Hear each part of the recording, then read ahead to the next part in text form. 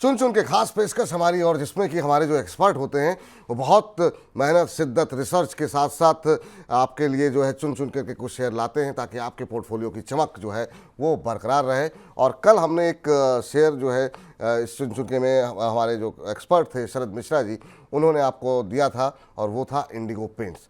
Indigo paints में कल हमने देखा कि जो लक्ष्य वहाँ पर दिया गया था वो 1540 रुपये का जो पहला लक्ष्य जो है वो दिया गया था, वो कल जो है टारगेट हिट हो गया। मुझे लगता है सीएमपी में शायद कोई दिक्कत है, लेकिन 1540 का लक्ष्य जो है वो यहाँ पर दिया गया था वो यहाँ पर हिट होता हुआ दिखाई दिया है। तो ये दिया गया था उन्होंने मध्यम अवधि के लिए, लेकिन पहला जो लक्ष्य है वो कल पूरा होता हुआ दिखाई दिया है। चलिए आज अंशुल जी के पास चलते हैं और अंशुल जी से पूछते हैं कि उन्होंने आज चुन चुन के लिए कौन से नगीने चुने हैं। अंशुल सर, क्या कौन से शेयर ऐसे होंगे जो आज हमारे दर्शकों को आप तोहफे में देना चाहते हैं? देखिए विपुल जी, पूरा एक्शन इंडेक्स और लार्ज कैप के बाहर चल रहा है। मिड कैप स्मॉल कैप में एक्शन है, तो तीनों पिक वहीं से दूंगा। पहला है एपीएल लिमिटेड।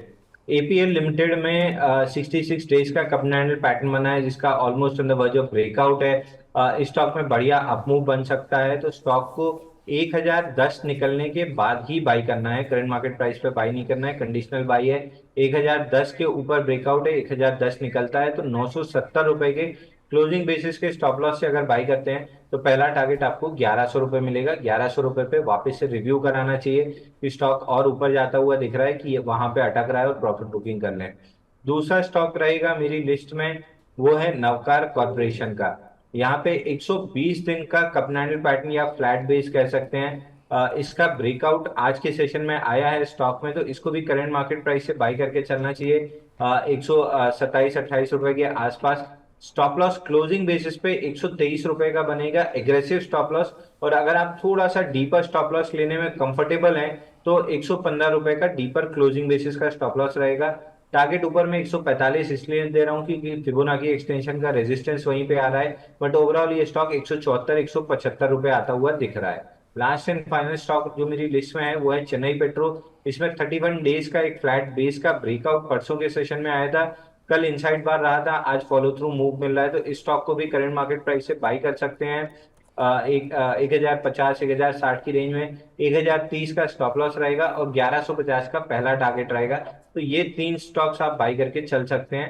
प्रोबेबली तीनों के टारगेट्स अचीव होने में चेन्नई पेट्रो शायद जल्दी हो जाएगा, बट बाकी दो के टारगेट अचीव होने में 2 से 3 हफ्ते का समय लग सकता है। 2-3 हफ्ते का समय यहाँ पर लग सकता है अचीव होने में, लेकिन सारे शेयरों में क्या मोमेंटम बनता हुआ अभी से दिखाई दे रहा है।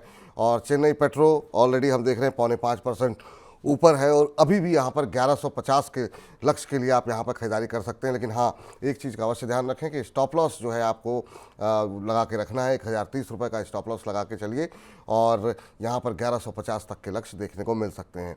मिड कैप पर फोकस है यहाँ पर, और मिड कैप में ही नवकार कॉरपोरेशन पर खरीदारी करने की सलाह दी गई है। यहाँ पर 145 रुपये के लक्ष्य यानी करीब करीब 18-19 रुपये के ऊपर के टारगेट दिए जा रहे हैं, लेकिन आपको जो स्टॉप लॉस दिया गया है वो महज 3-4 रुपये नीचे दिया गया है।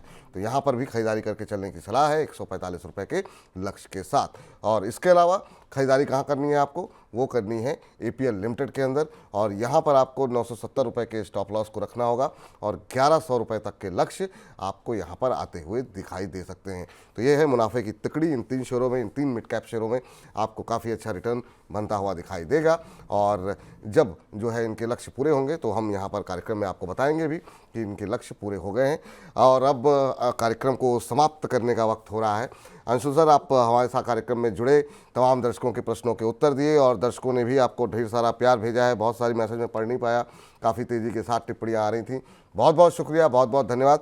आगे भी उम्मीद करते हैं कि आप अपने व्यस्त कार्यक्रम में से थोड़ा बहुत समय निकाल करके महीना के दर्शकों को देते रहेंगे। कोई डिस्क्लोजर आपकी तरफ से? देखिए, जितने स्टॉक्स हमने डिस्कस किए हैं इसमें से कोई भी मेरे पर्सनल पोर्टफोलियो में तो नहीं था, लेकिन सारे stocks mid cap small cap के आसपास हमने डिस्कस किए हैं। तो एज ए ब्रोकिंग हाउस हम अपने क्लाइंट्स को डिलीवरी रिकमेंड करते हैं। एससीआई मेरे को तुरंत याद आया तो मैंने डिस्क्लेमर दे दिया था, लेकिन सारे स्टॉक्स हमारे इंटरेस्ट में हैं और किसी ना किसी क्लाइंट के पोर्टफोलियो में जरूर होंगे, क्योंकि हम मिड कैप स्मॉल कैप्स ज़्यादा अपने क्लाइंट्स को डिलीवरी बेस पे रिकमेंड करते हैं, क्योंकि हम मानते हैं कि कैश मार्केट में थोड़ी सी रिस्क कम होती है और रिटेल इन्वेस्टर को कैश मार्केट में ज्यादा पार्टिसिपेट करना चाहिए। प्रॉफिट बनने की पॉसिबिलिटी वहां रहती है। तो लगभग सारे मिड कैप स्मॉल कैप हमारे इंटरेस्ट में होते हैं। बहुत बहुत शुक्रिया सर, बहुत बहुत धन्यवाद आज की इस चर्चा में जुड़ने के लिए, अपना समय देने के लिए।